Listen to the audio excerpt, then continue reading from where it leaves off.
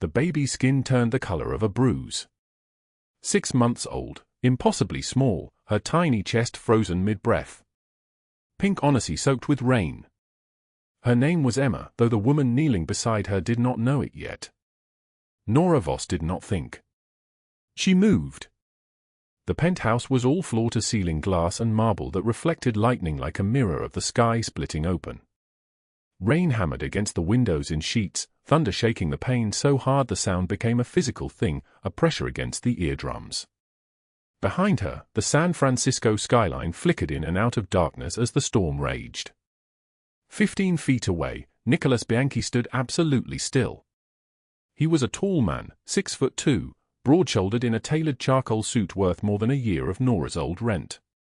His dark hair was soaked through, plastered against his skull. His eyes were the color of storm clouds themselves, and in those eyes was the look of a man watching his entire world stop breathing. On either side of him stood Rocco and Gino, his most trusted lieutenants. Both men wore black suits identical to their bosses. Both men had weapons drawn. Both men were absolutely useless. Nora's hand shook as she reached into her coat pocket. The coat was thin, the pocket worn through in 3 places, but inside it held the only thing she owned that mattered. Her grandmother's recipe book. The leather binding was soft as skin from 80 years of handling. The pages were yellowed, stained with flour and honey and the handwriting of a woman who had delivered 43 babies in her life without losing a single one. There was a knife hidden in the spine. She pulled it free. The blade was small, no longer than her pinky finger, the handle worn smooth from decades of cutting precise lines through pastry dough. Her grandmother's hands had held this knife. Now her own hands held it, and those hands were trembling like a candle in the wind. The baby's lips were turning purple. Nora did not hesitate. She cut away the Onesi's collar with 2 quick strokes, the blade moving with surgical precision. She checked the airway. Tilted the infant's head back. And there it was, a small plastic toy piece, no bigger than a pea, lodged so deep in the tiny throat that the baby could not breathe around it. The margins of her grandmother's recipe book contained notes. Not recipes. Instructions. Emergency techniques written in careful cursive during years of delivering babies in homes where doctors did not come, where a woman's hands were the only medicine available. Nora had read these margins 1,000 times. She had memorized them like a prayer. She performed the maneuver her grandmother had written down. Swift. Practiced. Certain. The toy piece dislodged. The baby gasped. Her body convulsed. And then, a scream. A cry so loud it seemed to shake the rain from the sky. The baby's skin shifted from purple to red to pink. Emma's lungs filled with air, her arms flailing, her entire tiny body shaking with the effort of breathing. She was alive. Nicholas Bianchi did not move. He did not cry out. He did not rush forward. He simply stood there, watching this woman, dressed in a volunteer shelter shirt stained with other people's blood, her left eye swollen shut from a handprint that did not belong to her, bruises in the shape of fingers wrapped around her throat, cradling his daughter against her chest. Rocco's weapon lowered slightly. Gino's jaw clenched so hard his face went white. She is breathing, Nora whispered to the baby, though she was not sure who she was speaking to, the infant or God or herself. You are breathing. You are okay. You are going to be okay. The baby's cries filled the penthouse. Real cries. The cries of a living child. Nicholas Bianchi's phone buzzed. Once. Twice. 3 times. He did not look at it. Your daughter, Nora said, looking up at him for the first time. Her voice was barely audible above the storm. She was choking. There was something in her throat. She is fine now. She is breathing. The man did not respond. His dark eyes moved from his daughter's face to Nora's face and stayed there, studying her the way a person studies something they do not understand. Something impossible. Thank you, he said finally. His voice was deep, solid like an oath carved into stone. What is your name? Nora. Nora Voss. He stepped forward. Just one step. But it was enough to make the rain-soaked floor echo with the sound of his shoe. "You are bleeding," he said. It was not a question. Nora looked down. She was bleeding. There was a cut on her hand from when she had pulled the knife from the book's spine. The blade had been sharper than she expected. She had not felt it, but now that he had mentioned it, she could feel the sting. One drop of her blood had fallen onto the baby's honesty. "It is nothing," she said. "Rocco," Nicholas said, still looking at her. "Call Dr. Soriano. Tell him to come here immediately. Bring supplies. Bring everything." "Sir," Rocco said, his voice careful, "the baby is." "Now," Nicholas said. The baby's crying softened into hiccups. She was warm in Nora's arms, impossibly warm, her tiny weight more solid than it had been just minutes ago. A live weight. Breathing weight. The kind of weight that mattered. Outside, the lightning split the sky like a blade through butter. 3 days earlier, in a cramped room that had once been a closet before being converted into a bedroom, Nora Voss had woken at 11 in the morning to count her money. The bills were spread on her lap like tarot cards spelling out a fortune she did not want to read. 2 20s. 3 5s. 8 1s. 63 cents in coins. $78 total. This was everything she had earned in the past 9 days of 14-hour shifts at Rachel Dawson's Pacific Heights mansion, where the floors cost more per square foot than Nora's entire annual salary, where the kitchen produced enough food each day to feed a family of 30, and where Nora was not permitted to eat unless it was something that had spoiled and was scheduled for disposal. She had 4 days of rent left. After that, the landlord would change the locks. She had experienced this before. It always happened the same way. First the eviction notice, pink and official-looking, taped to her door like a death sentence. Then the 7-day waiting period where hope still existed, the possibility that something might change. Then the actual day. The locks. The street. Her phone buzzed. A text from Douglas Hale, the manager at the Velvet Cork restaurant where she worked her second shift, the one that paid even less than the housekeeping job but at least provided access to leftover food from the kitchen. The message contained 3 words, "Come in early." Early meant 6 in the morning instead of 9. It meant she would be exhausted. It also meant maybe he would let her take home some of the bread from last night's service, or the soup that had been sitting in the walk-in cooler for 3 days and was not quite spoiled yet. Nora dressed in the dark. The room was so small that when she stood in the center of it, she could touch all 4 walls if she stretched her arms out. The window was the size of a paperback book. Outside, San Francisco was still sleeping, the streets empty except for delivery trucks and the occasional taxi carrying people who had money enough to ride in cars at dawn. She took the bus. The 47 Van Ness line. She knew every stop, every pothole, every screech of the brakes. A woman with a shopping cart full of cans sat 3 rows back, talking to someone no one else could see. A man in a suit slept with his head against the window, his mouth open, his briefcase handcuffed to his wrist. The bus groaned through the civic center, past buildings that housed government and authority, toward the Mission District where the restaurants were, where people like Nora worked in the spaces other people passed through without seeing. The Velvet Cork was dark when she arrived. The neon sign in the window, a wine glass with a cork balanced inside it, was unlit, looking like a dead thing waiting to be turned off. Nora entered through the side door, the one meant for employees, the one that led past the dumpsters where the trash was kept. Douglas Hale was waiting for her in the kitchen. He was a man of 53 years, but he had lived those years like a punishment. His face was the color of cigarette smoke, deeply lined, with the specific wear of someone who had spent his life in places that smelled like grease and regret. He wore chef's whites that had never been white, stained with the evidence of decades of meals he had cooked for other people's celebrations.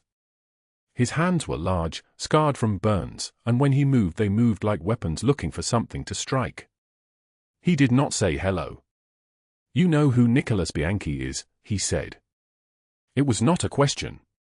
Nora's stomach tightened. The kind of tightening that happens when you hear a name that carries danger with it, the way a dog's fur stands on end before a storm. I know the name, she said carefully. I have heard it. His daughter is missing, Douglas said. He was smoking. The cigarette dangled from his lips like an accusation. 18 hours. Gone from his penthouse. Half the city is looking for her. The police. The FBI. Everyone. I do not know anything about that, Nora said. Douglas moved closer. Not too close. Just close enough that she could smell the cigarette and the coffee on his breath. But you will know something. Soon. And when you do, you are going to tell me. The kitchen was silent except for the sound of the refrigerator humming, a constant mechanical heartbeat that meant nothing, that cared about nothing, that would continue humming whether Nora lived or died on the kitchen floor. What do you mean? She asked. I mean, Douglas said, that you are going to volunteer at the emergency shelter tonight. The one where they bring missing children. Brought children. And if anyone finds that girl, if anyone brings her in, you will see her. You will know things about her. Identifying marks. Where she came from. Where her father is. And you are going to tell me all of it. Why would I do that? Douglas smiled. It was not a kind smile. It was the smile of a man who had already decided how this would end, who was simply waiting for Nora to catch up with his thinking. Because, he said, I have $500 and you have 78. And because Rachel Dawson has photographs of you that I would be happy to send to every agency that handles immigration status. And because you are the kind of person who does what people tell her to do. You have been doing it your whole life. The fluorescent light overhead buzzed like a trapped insect. Nora did not respond. She had learned long ago that sometimes the only way to survive a conversation is to let it happen without your participation. Good, Douglas said. He stubbed out his cigarette on the stainless steel counter, leaving a black mark that would probably still be there in 6 months. The shelter opens at 7. You will be there. You will watch. You will report. And when you give me information that helps me find that girl, you will have your rent paid. For 6 months. All of it. No more evictions. No more counting coins. No more sleeping in a closet. He walked away, disappearing through the kitchen door into the dining room where tables waited, empty and accusatory. Nora stood in the silence and felt something cold move through her chest. Like a blade. Like a knife wrapped in ice. She had 6 hours before the shelter opened. She had $78 and a secret she did not know she was keeping. And somewhere in San Francisco, a baby girl named Emma was not breathing, and a man with storm-colored eyes was moving through the darkness, destroying everything in his path to find her. The alarm on Nora's phone buzzed at 5:47 in the morning. She did not move. She lay on her mattress in the converted closet, 7 feet by 4 feet, no window, walls the color of old hospital paint, and listened to the house breathe around her. Somewhere down the hallway, Rachel's espresso machine hummed to life. Somewhere else, the children were still asleep. Nora had exactly 13 minutes before she needed to be standing in the kitchen with breakfast prepared. She dressed in the dark because the light switch was outside the closet, in the hallway that belonged to everyone but her. Black pants, white shirt, hair pulled back so tight it pulled the exhaustion from her face. The shirt had a stain on the cuff from yesterday, coffee or maybe just time, but Rachel never looked at Nora's wrists anyway. She looked at the space above Nora's head, as if Nora were a painting on a wall that had disappointed her. The kitchen was steel and marble and windows that looked out over the Pacific Heights mansions below, all of them pressed shoulder to shoulder like expensive teeth. Nora moved through it like a ghost, quiet and faithful and invisible. Eggs in the pan. Toast browning. The orange juice poured into glasses that cost more than her weekly salary. By the time Rachel came down at 6:15, wearing cashmere the color of fog, everything was ready and Nora was already 3 steps behind, holding her breath. The children are asking for pancakes, Rachel said. She did not say good morning. She did not say please. She poured herself coffee and did not ask if Nora had eaten. Make pancakes. Of course, Nora said. Her voice was barely a whisper, shaped by 11 months of understanding that volume was another thing she did not get to control. And the vase in the entry. The Murano vase. It is broken. Nora's chest contracted. She had dusted that vase yesterday. She had been careful. She had been so careful with every object in this house because every object was worth more than she was. I did not break it, Nora said, and the words came out smaller than she intended. Rachel turned from the window. Her eyes were the blue of a winter sky, beautiful and utterly without warmth. I saw the pieces in the trash this morning. I did not see you break it. But I did see you working near it.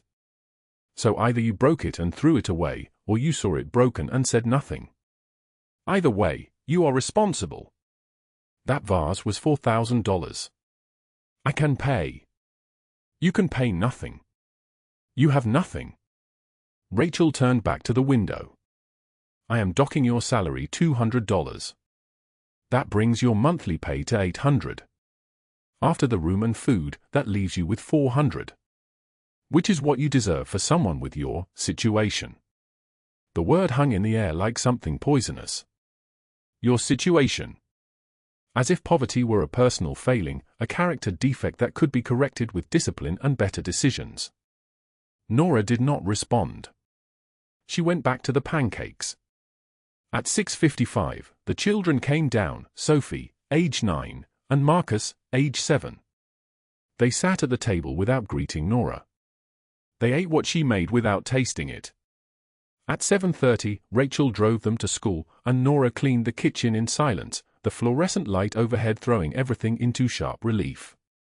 She found her phone in her coat pocket and opened her banking app with trembling fingers. $278. This was everything she had. Her grandmother's gravestone payment was due in 3 days.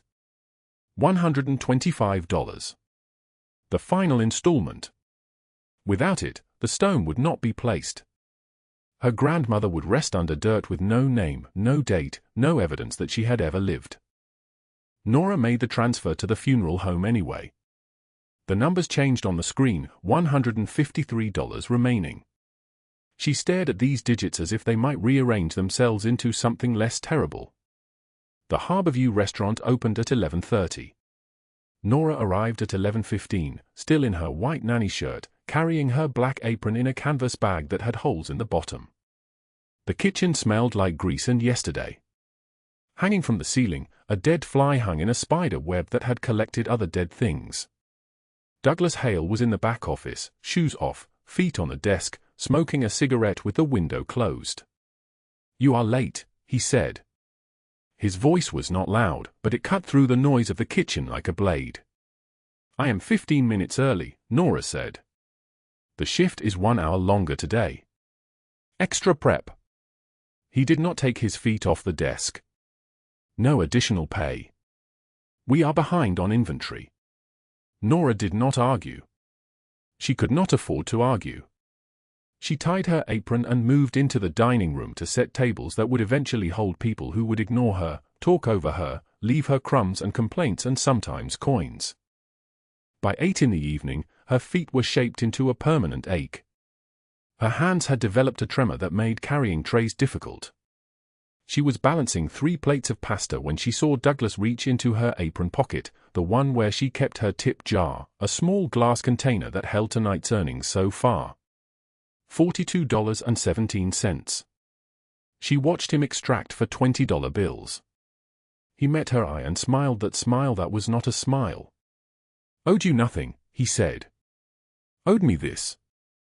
She wanted to object. She wanted to say something that would erase the feeling of being stripped bare, item by item, until there was nothing left but the hollow space where she used to be. Instead, she set the plates down and nodded and walked away. This was survival. Survival was not about winning. It was about moving forward even when moving forward meant accepting that you were being erased. By the time she clocked out at midnight, she had $134 left in the world. The Mercy Street emergency shelter was 20 blocks south, in a neighborhood where the streetlights did not work and the buildings leaned against each other like sick people.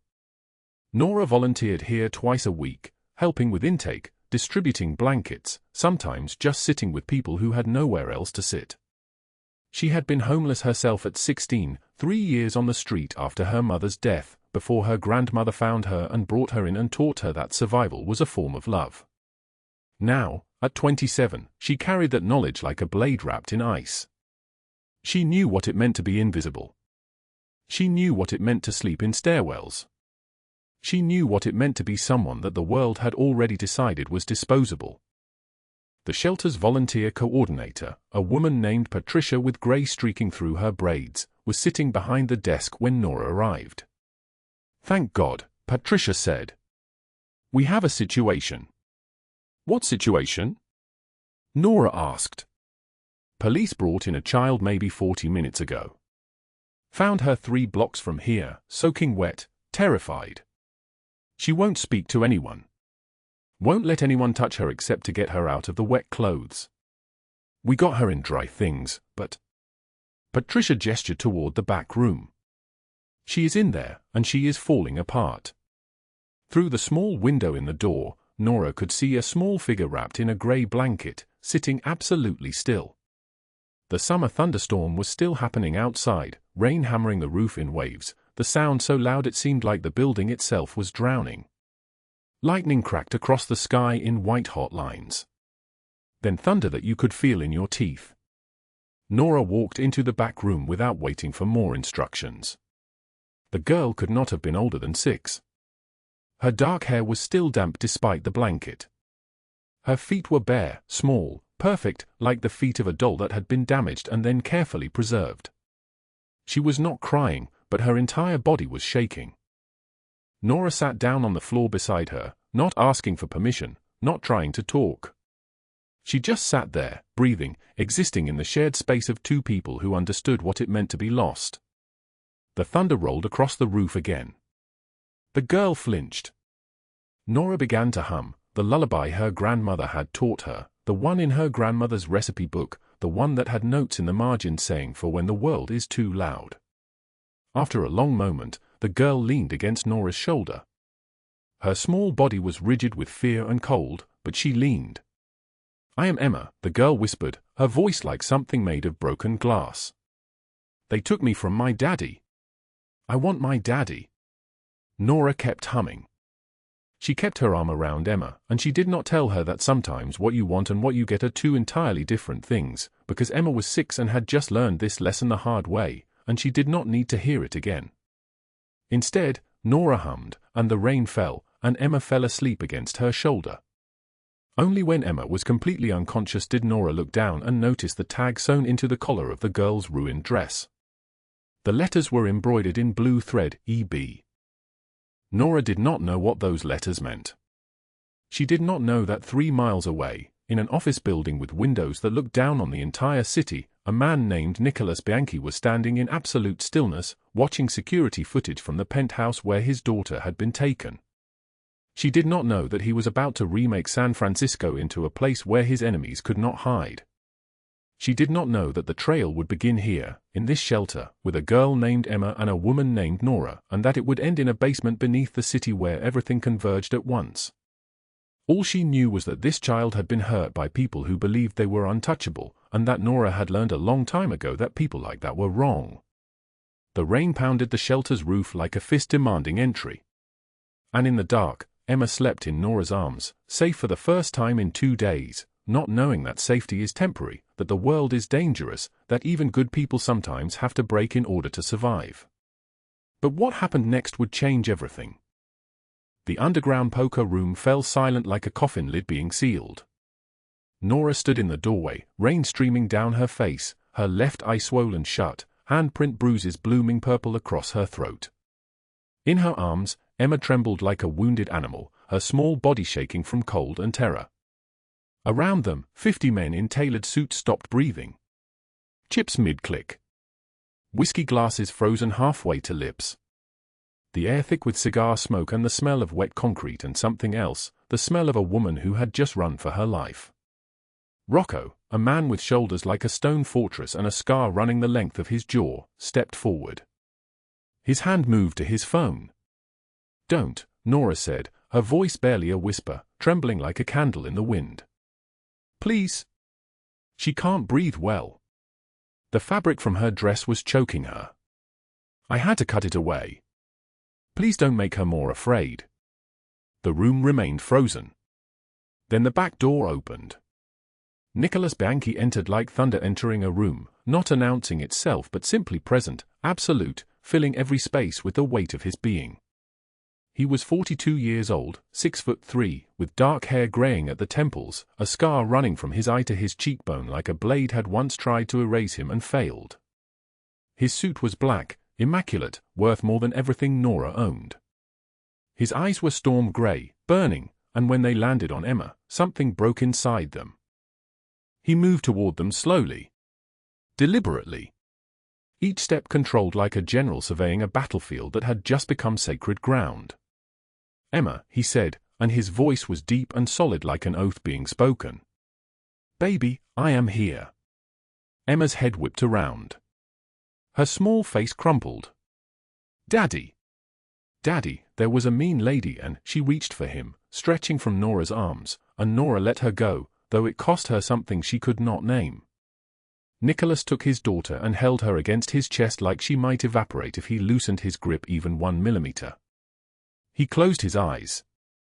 Behind him, Rocco and Gino exchanged a look neither had seen cross their faces in 15 years of working for this man, a look that said the world had just shifted on its axis. Nora stood alone in the doorway, bleeding, alone, invisible again.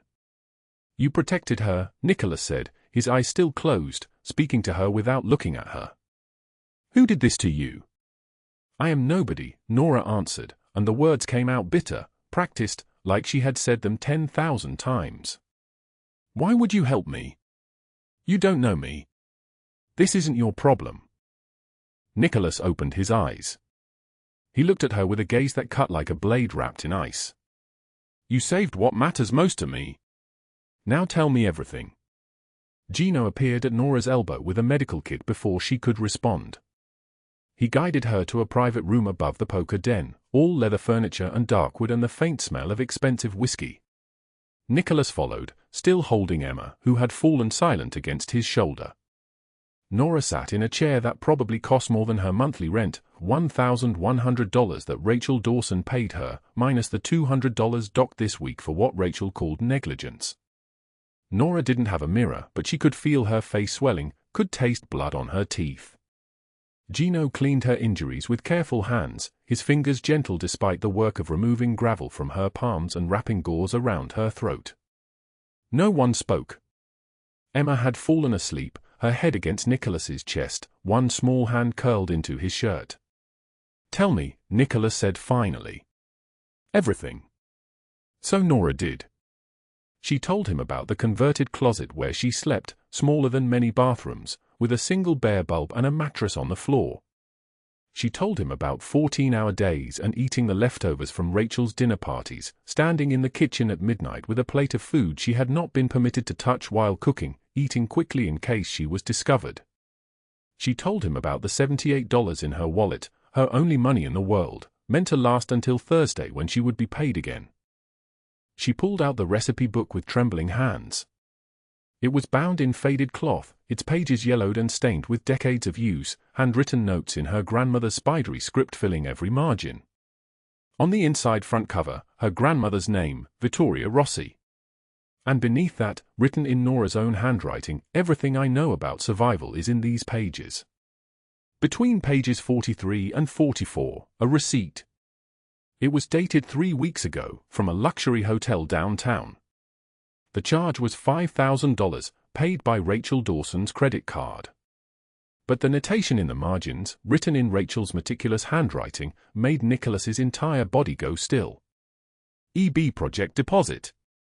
Phase 1 complete. EB, Nora said softly. That's the tag in Emma's dress. I didn't understand it until I read this. Nicholas did not move. He did not speak. But Rocco, standing in the doorway, actually stepped backward as though pushed by invisible force. You have proof, Nicholas said. Not a question. Your daughter was kidnapped by plan, Nora said. Not chance. Not opportunity. Plan. Rachel Dawson knows who took her. And whoever took her knows why. At that exact moment, 3 blocks away in his restaurant office, Douglas Hale was making a phone call.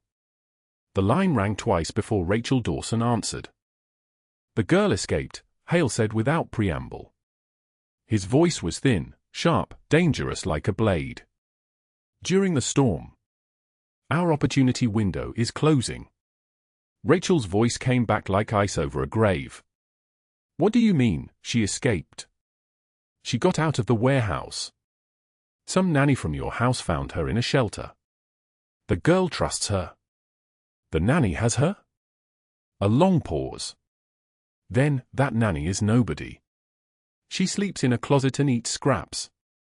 Destroy her. The girl won't go with anyone but the nanny now, Hale said. We need both of them. The nanny will lead us to the girl. Then we take them both. No, Rachel said, her voice dropping to something worse than anger, pure, calculated malice. We take the nanny to the police. We tell them she took Emma. We tell them she was planning to ransom her for money. I have 20 witnesses who will swear she was acting strange, obsessed with the girl, asking about our security systems. By tomorrow morning, that nanny will be arrested for kidnapping. By next week, she'll be convicted. By next month, she'll be in prison and nobody will believe a single word she says about me. And if she talks before then? She won't, Rachel said. Because no one listens to nobodies, Douglas. That is her entire existence. No one has ever listened to her. They won't start now. Back in the leather room above the poker den, Nicholas set Emma down gently on a leather sofa, covered her with his suit jacket. He turned to face Nora fully. Tell me about your grandmother, he said. Nora's hands moved to the recipe book, traced the faded letters of the name on the cover. She was a midwife. For 60 years, she delivered babies in our neighborhood. She knew how to save lives with what other people would throw away. A knife became a surgical tool. Fabric became bandages. Her hands became the only mercy some women ever knew. And she taught you? Yes, Nora said. When Emma couldn't breathe in the shelter, when I could feel her throat closing, I didn't think. I just moved. I took my grandmother's knife from my pocket, I keep it for emergencies, and I cut away the fabric blocking her airway. She gasped. She breathed. She lived. Nicholas came to stand in front of her. When he spoke, his voice was raw, as if pulled up from someplace deep and wounded inside him. When I was 7 years old, my mother disappeared. My father had beaten her so many times that I cannot remember her face without bruises. One morning, she was simply gone. My father drank himself blind every night. Sometimes he would forget I existed. Sometimes he would remember and come looking for me. He paused. Rocco, still in the doorway, did not move. I slept in a closet smaller than most people's pantries, Nicholas continued. I ate one meal every 2 days. Sometimes I went a week without food. I taught myself to be invisible because invisible children do not get beaten. I taught myself to disappear because the only way to survive was to not be there. He looked down at Nora, and his eyes were darker now, older, carrying the weight of all those years of invisibility. I built everything I have with the promise that no child would suffer like I suffered. And then Emma was born, and I held her, and I knew that I would burn the entire world if anyone ever tried to take that from her again. You did not have to protect her. You already had so much nothing. But you gave her safety. You gave me my reason for being alive. Whatever you need from this moment forward, it is yours. Justice, Nora said without hesitation. I need justice. For every girl like me who was too afraid to fight back. For every person Rachel and Douglas have destroyed. For my grandmother, who died believing the world was cruel and that good people stayed invisible their entire lives. Nicholas nodded once, slowly. He turned to Gino. "Call every man we have," he said, his voice dropping back to that deep, controlled tone. "I want to know every transaction Rachel Dawson has made in the past 6 months. I want to know every illegal payment, every bribe, every time she bent the law. I want to know everything Douglas Hale has done. And I want to know it by dawn." "Already done," Gino said, pulling his phone to his ear. But before he could dial, the phone in his other hand buzzed. He looked at the screen. His face went very still. "What is it?" Nicholas asked. "Hale is moving," Gino said quietly. 8 men. They are 3 blocks away. They know we have the girl. They are coming for all of us. The rain outside the windows intensified, drumming against the glass like fists demanding entry. Nora looked down at the recipe book in her hands, at her grandmother's name, at the notes written in margins that had guided her through impossible moments. She had $78 to her name. She had a knife in her pocket. She had nothing else. But she had just become the most dangerous woman in San Francisco, because Nicholas Bianchi had decided that her life mattered. The underground poker room beneath San Francisco's financial district smelled like smoke and old money, a thick, suffocating blend of Cuban cigars and the desperation of men who had everything to lose. The black and white checkered floor stretched out like a chessboard, and at the far end, 12 men in tailored suits stood motionless, their hands resting on weapons concealed beneath expensive fabric that cost more than Nora Voss had earned in 8 years of cleaning other people's homes. Nicholas Bianchi stood at the center of the room, his frame outlined by the sickly yellow glow of recessed lighting. His dark eyes were fixed on the steel door at the far end, the one that led to the street above, to the rain that still hammered down on the city like judgment. He wore a charcoal suit, immaculate and pressed, and a silver watch caught the light as he checked the time. 3:57 in the morning. 3 minutes before 8 armed men arrived with federal corruption in their pockets and blood on their minds. "How many?" he asked, his voice low and solid like an oath. 8, Rocco answered, standing to his left. Rocco was broad-shouldered, with a scar running from his left eye to his jawline, a mark from a knife fight 15 years ago that he wore like a badge of honor. 2 of them are SFPD. Badges paid for. Rachel Dawson bought their silence 3 weeks ago. Nicholas nodded once. He turned slowly to face Nora, who stood near the back wall, her small frame dwarfed by the shadows and the weight of what was about to happen.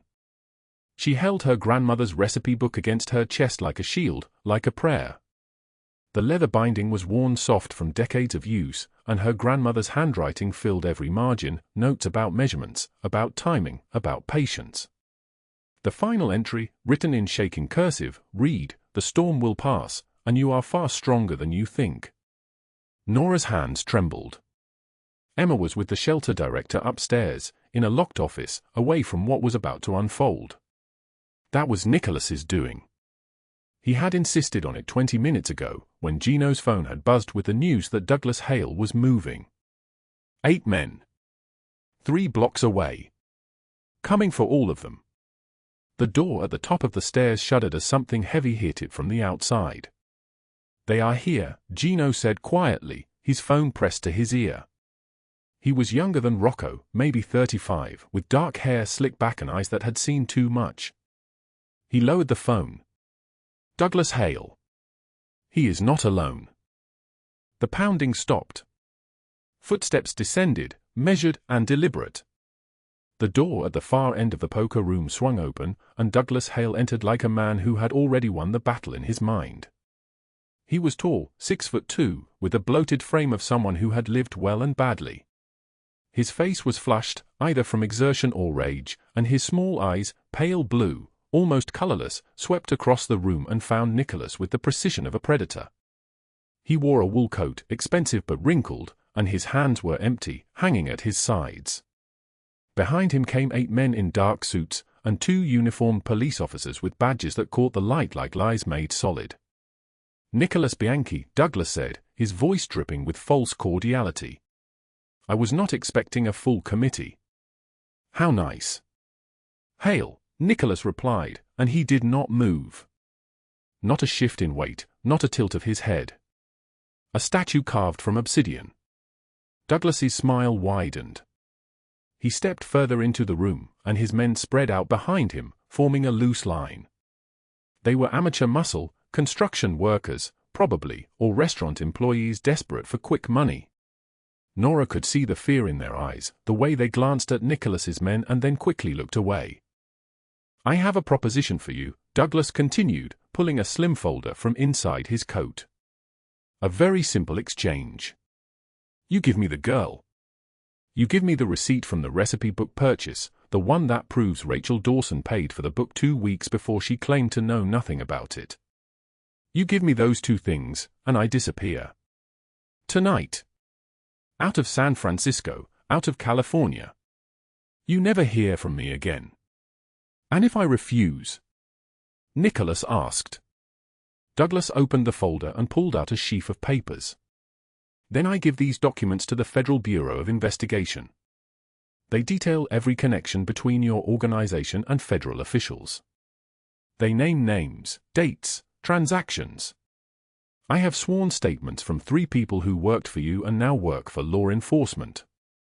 He turned to the 2 police officers.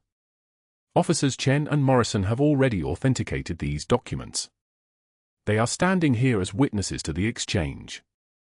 If you kill me, if you do anything to me or my men, they will personally deliver these files to the FBI field office before dawn."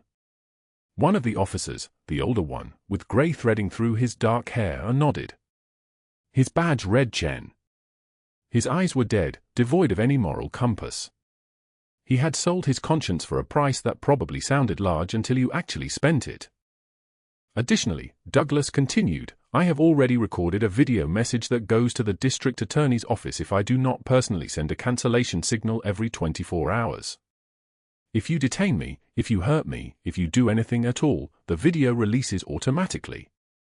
In that video, I detail how you have been harboring a kidnapping witness without reporting her to law enforcement. I explain how you are obstructing a federal investigation. I provide evidence of everything you have done to protect that girl and her identity." He paused, letting the silence settle like sediment in water. "So here is your choice, Mr. Bianchi. You can give me what I ask, and nobody has to know about any of this. Or you can refuse, and I destroy you. I destroy your organization. I destroy your immunity agreement with the federal government. I destroy everything you have built. And the girl." He turned his pale eyes toward Nora, and they burned with the kind of hunger that comes from having been denied something you believe is rightfully yours. "She goes into the system. She goes to foster care. She goes to people like Rachel Dawson, who will use her and destroy her the same way they destroyed everyone else who was too weak to fight back." Nora's breath caught in her throat. The phone in Douglas's hand buzzed. He looked at the screen, and a smile spread across his face. "Ah. Speak of the devil. Rachel is calling. Shall we put her on speaker? I think she has something she would like to say to you, Ms. Voss." He did not wait for permission. He pressed a button, and suddenly the room was filled with a woman's voice, sharp and vicious as broken glass. "Rachel Dawson." The voice that had counted Nora's wages like payment for her own humiliation. The voice that had threatened her with destruction every single day for 8 years. "You stupid, pathetic girl," Rachel hissed through the phone. "You think you can stand against me? I have a family. I have a name. I have connections that run deeper than you can possibly imagine. I will destroy you. I will tell every shelter, every family, every employer in this city that you are a thief and a liar. You will never work again. You will end up on the streets where you belong, and when you are cold and hungry and desperate, you will understand that you made a mistake." Nora felt the ground shift beneath her feet. "By tomorrow," Rachel continued, her voice dripping with certainty, "you will have nothing. Nobody will hire you. Nobody will help you. You will be completely, utterly alone." There was a long moment of silence. Nora could hear her own breathing, ragged and shallow. She could feel the weight of the recipe book in her hands, the paper-thin pages that held her grandmother's voice, her grandmother's belief that even in darkness there was possibility, there was strength, there was a future. She raised her head. When she spoke, her voice trembled but did not break. "I already have nothing," she said. "You made sure of that. So I have nothing left to lose." The words hung in the air like a bell that had been struck. Before Douglas could respond, before Rachel could launch another attack, the lights in the underground room cut out. Not gradually, completely, instantly, as if someone had flipped a master switch. Darkness swallowed everything. Nora heard the first gunshot, not a shot fired, but a silencer, barely a whisper, followed by the distinct sound of a body hitting the ground. Then another. And another. And then the darkness came alive with movement, with the shuffle of feet, with weapons being drawn and discarded, with the sharp intake of breath as Douglas Hale understood, finally and completely, that he had walked into a room with men who had been preparing for this moment since before he arrived. The lights came back on. Douglas Hale stood alone. His 8 men were on the ground, unconscious, disarmed, secured with plastic zip ties that held their wrists and ankles. The 2 police officers, Chen and Morrison, had been separated, backed against the far wall, their hands raised, their weapons removed. Their faces had gone grey. Their careers had just ended. Nicholas Bianchi stood exactly where he had been before, as if he had not moved at all. Around him, his 12 men were reholstering weapons with the efficiency of people who had rehearsed this exact scenario 100 times. Rocco stood beside him, arms crossed, his scarred face impassive. Douglas's phone clattered to the ground. He stared at it, then at Nicholas, and the color drained from his face. His hands, which had been so confident moments before, began to shake. What are you going to do?" he whispered. Nicholas stepped toward him, slowly, deliberately, each footstep echoing on the black and white tiles. When he spoke, his voice was lower than before, deeper, like the sound of thunder moving across a distant ocean. "You came into my city and threatened a woman who has suffered more in her life than you will ever understand. You came into my organization and tried to extort my loyalty. You came into this room and made a choice. You chose to believe that your fear was more powerful than my code. That was your mistake." He stopped 2 feet away from Douglas Hale. "Death would be too quick for you. Too easy. Too merciful. You are going to live a very long life in a very small cage, and every single day you will remember this moment. Every single day you will understand what it cost you to threaten the people I protect." One of Rocco's men stepped forward and handed Nicholas a set of federal credentials. Nicholas held them up so that Douglas could see them clearly. Federal Bureau of Investigation. Rocco's name. A photograph showing Rocco in a suit and tie, unsmiling, official. "Rocco has been embedded in your organization for the past 9 months, Nicholas said. He has recorded every conversation you have had about kidnapping, extortion, bribery, and murder. He has documented every payment you made to the SFPD. He has every single piece of evidence needed to prosecute you for a minimum of 40 years in federal prison." Douglas's knees buckled. He fell to the ground, his body folding like paper, like a puppet with its strings cut. "Please," he gasped. "Please, I will give the money back. I will disappear. I will never come back. Please." Nicholas did not respond. He simply turned away and walked to where Nora stood against the wall. When he reached her, he extended his hand. She took it. His palm was warm, calloused, solid. His grip was gentle, despite the power contained in his frame. He looked down at her, and for a moment, something in his expression softened, not kindness exactly, but recognition. The recognition of someone who had survived impossible things and understood what it meant to stand on the other side of terror. "She is safe?" Nora asked, her voice barely audible. "She is safe," Nicholas confirmed. "And she will remain safe." 3 blocks away, at the Pacific Heights mansion where Rachel Dawson had spent her morning counting other people's stolen money, federal agents in tactical gear were preparing for dawn. 12 black SUVs lined the street. Battering rams were positioned. Warrants were signed. And at exactly 6:13 in the morning, they would move. But that story belonged to the future.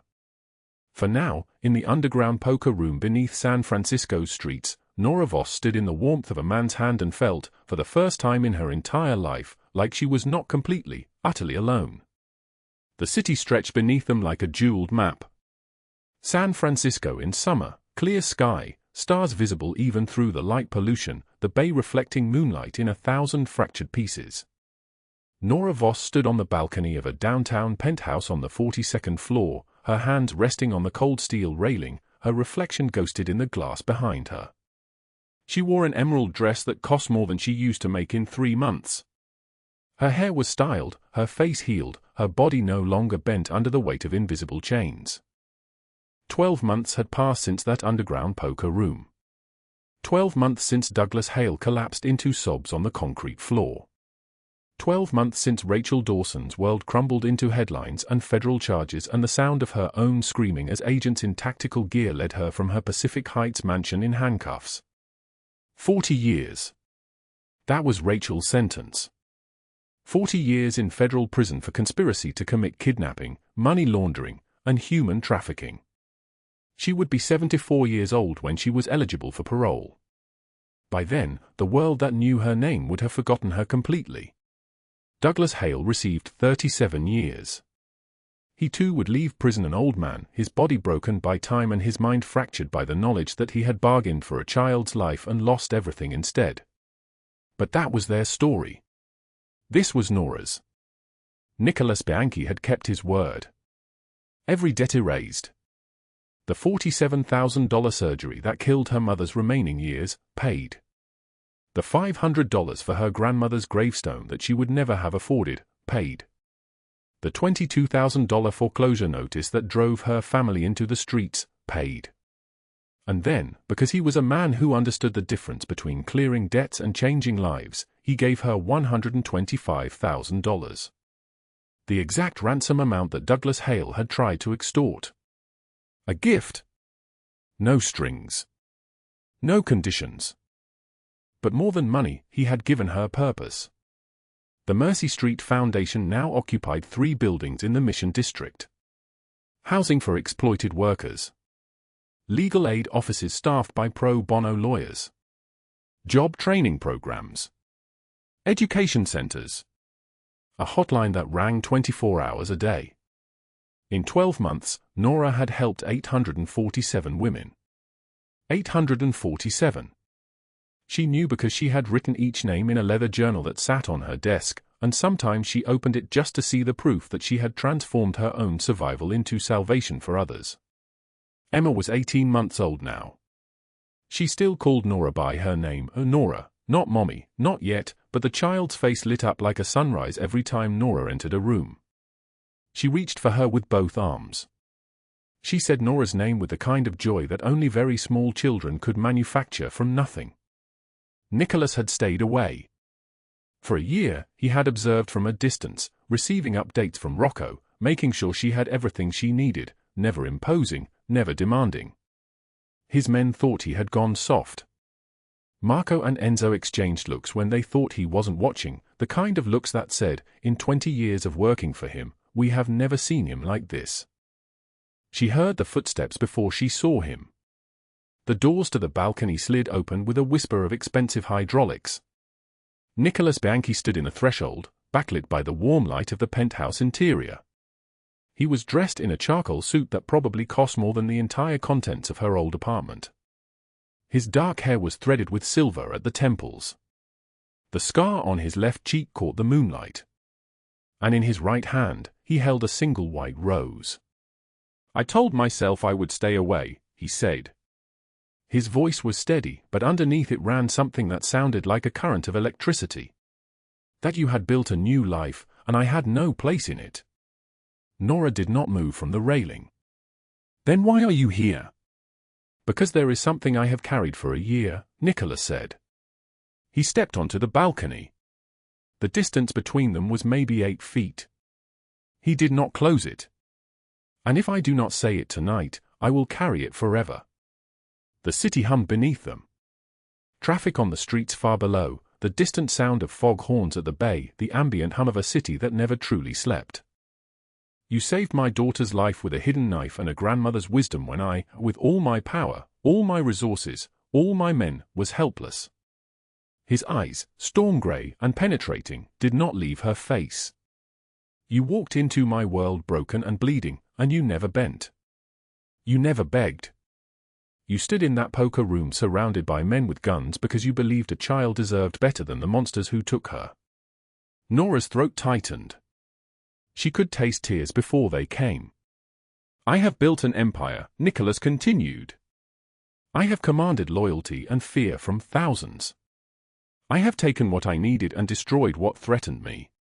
But I have never felt what I felt watching you hold Emma that first night, like I was seeing something I thought I had lost forever. Hope. The belief that maybe, after all the blood and darkness, there could still be light. Nicholas, Nora started, but he held up a hand. Let me finish. He stepped closer. Not threatening. Just closer. You came into my world as nobody. Rachel Dawson's unpaid maid.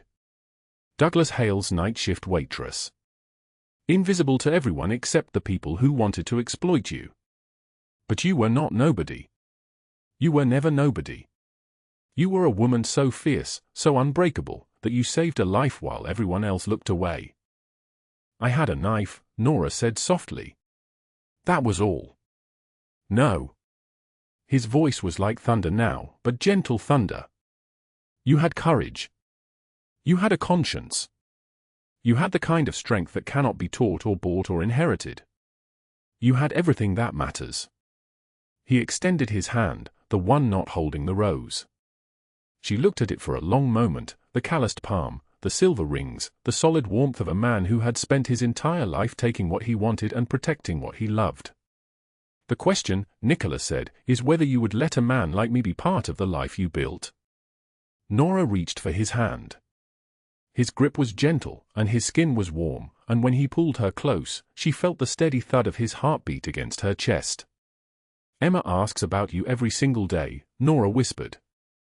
And so do I. They stood together on the balcony as the city lights spread below them like fallen stars, and for the first time in his life, Nicholas Bianchi allowed himself to hope for something beyond survival. 2 years later. Summer again. The Mercy Street Foundation's annual gala. 300 people filled the grand ballroom, donors, survivors, supporters, journalists, lawyers, police officers who had fought for justice. The walls were lined with photographs.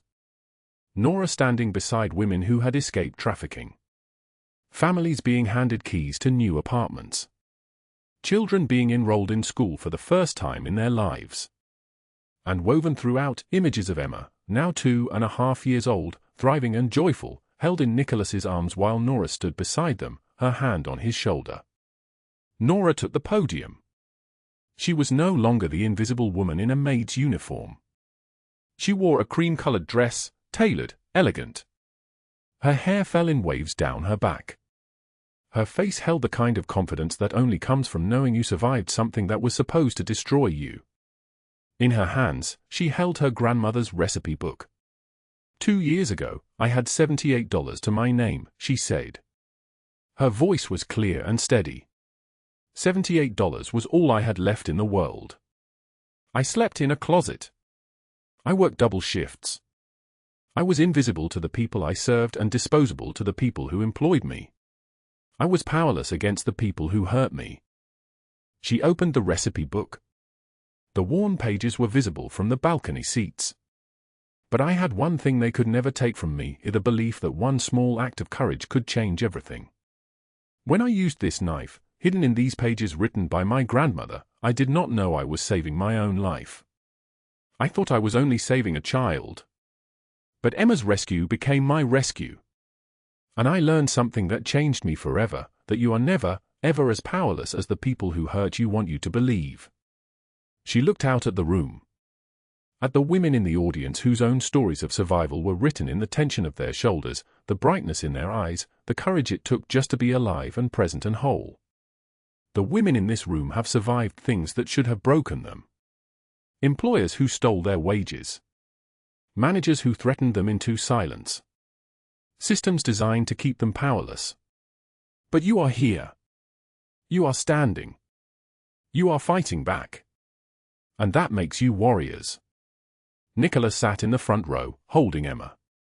The child was asleep against his chest, her small hand curled around his tie.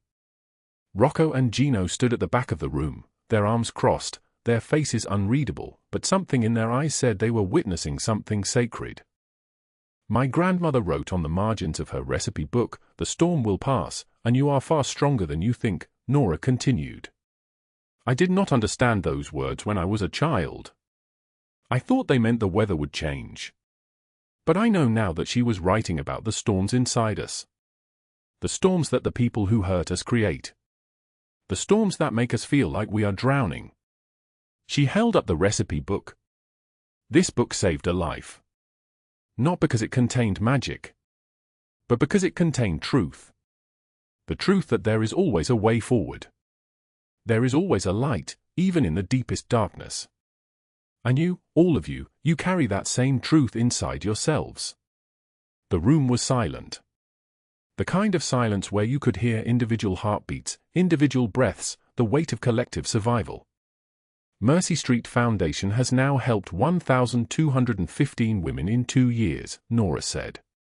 1,215 women who are no longer invisible. Who have housing. Who have legal protection. Who have jobs and education and the chance to build lives that belong to them, not to the people who exploit them.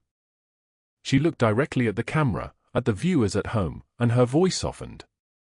If you are watching this, and you are carrying your own storm, I want you to know something. The people who hurt you want you to believe you are powerless. They want you to believe you are nobody. They want you to believe that their strength is greater than your will. But it is not. Your voice matters. Your courage matters. You matter. The storm will pass, and you are far stronger than you think. Nicholas rose from his seat. He carried Emma to the podium. Nora reached down, and he placed the child in her arms. Emma woke, confused and sleepy, and when she saw Nora's face, she smiled that smile that could light up a continent. "This is Emma," Nora said, her voice breaking slightly. 2 years ago, she was a prisoner of people who believed children were currency. Today, she is free. She is loved. She is home. And because one woman, me, decided that invisible people deserve to be seen, that powerless people deserve to be protected, her entire world changed. She looked at Nicholas. So did mine. The camera pulled back slowly, showing the entire ballroom, the 300 people standing now, applauding, some of them crying, all of them understanding that they had witnessed something true. A woman who had survived the impossible, standing before them with a child in her arms and a man beside her, all of them built from wreckage into something whole. Later, as the gala wound down and the ballroom emptied, Nora placed her grandmother's recipe book on a shelf in the Foundation's new library. It was a shelf lined with hundreds of other books, each one a story, each one a life reclaimed. Next to it, she placed a photograph, the 3 of them together, sunlight streaming through the windows, no more rain, no more darkness. Emma reached up and pulled Nicholas's face down to hers. She kissed his cheek, the way small children do, unfiltered, pure, complete. He closed his eyes and held her close, and in that moment, the most powerful man in San Francisco was just a father, just a man who had been given a second chance. Nora stood beside them, her hand on his shoulder, and whispered the words her grandmother had written decades ago in those worn pages. The storm will pass. And you are far stronger than you think. If this story moved your heart, hit that like button and subscribe to the channel. Share this with someone who needs to hear that they matter, that their survival is worth celebrating, that the people who hurt them do not define their future. Drop a comment below and tell me, what is the one thing you carry that reminds you of your own strength? I read every single comment, and your stories matter to me. A new story drops tomorrow, and I promise you, it will shock you. Thank you for staying with us until the very end. We wish you good health, a joyful life, and days filled with peace and happiness. Goodbye, and we will see you again in the next video.